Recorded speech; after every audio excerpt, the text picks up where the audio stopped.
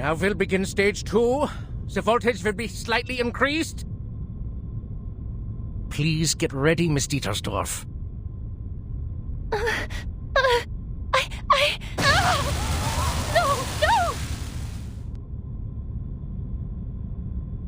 Stage 3, an even higher voltage.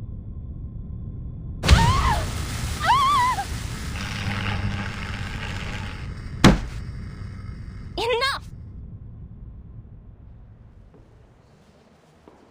Forgive the interruption, Dr. Schwartz, but I need you to stop the treatment immediately.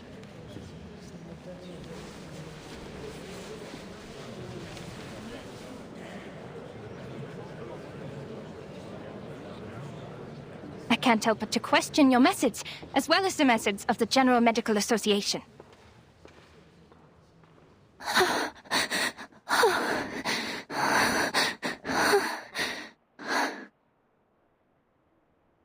Your electroshock therapy is a gross violation of humanitarian principles. Judging from what I just saw, it only brought the patient meaningless pain and didn't help her condition one bit. Unless, of course, you intend to use physical pain to distract the patient from her mental pain.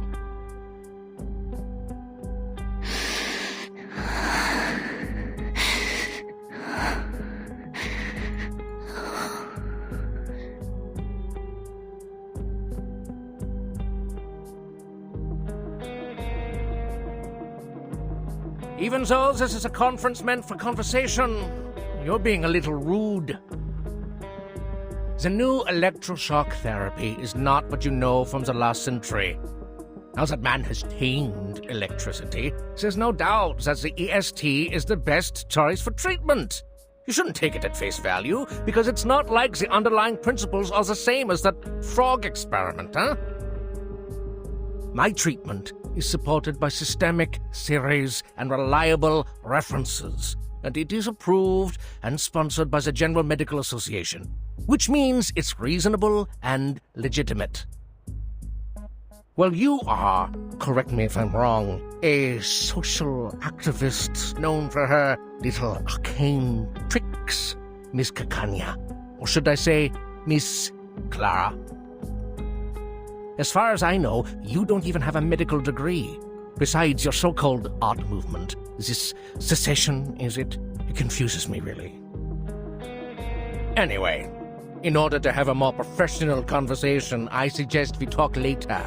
You know, after you get a medical license.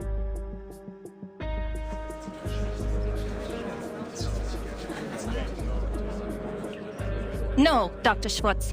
This conversation has nothing to do with my personal identity or experience. I'm only asking you as a citizen of Vienna and as a human being with empathy.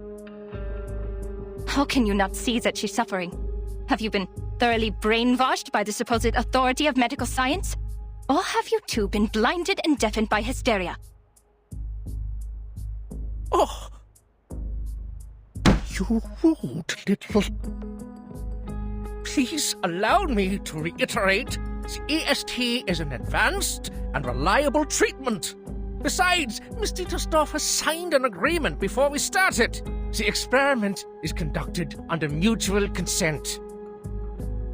Your objection is of no use, and it is even harmful to the patient's interests. But we always welcome debate. Since you question my methods, please be my guest and indulge us with your thoughts on her condition. As I understand it, Mr. Sigmund Freud published his studies on hysteria in 1895. He believes that hysteria was a psychological disorder caused by problems in the nervous system. It was not a simple organ disease. His trauma theory explains that the patient's personal life experiences were the real cause of the disorder, affecting the patient in subtle ways. It makes much more sense to analyze the patient's traumas than to harm their body. As to whether his theory is advanced enough, you can read The Totem and Taboo, which he published last year. What?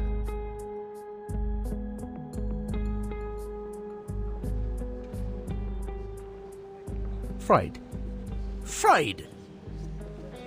The man who told people to marry their mothers and kill their fathers. The one who couldn't get a word in when his patients spewed insanity. It took him 17 years to become a professor, for God's sake. Miss Clara, I've tolerated your immature antics, and I always welcome advice and opinion, as long as they're rational and reasonable. It's just, how could you challenge me with such an amateur theory? You insult me as a gentleman, and you insult my reputation. What? Dr. Schwartz, I did not mean to insult you.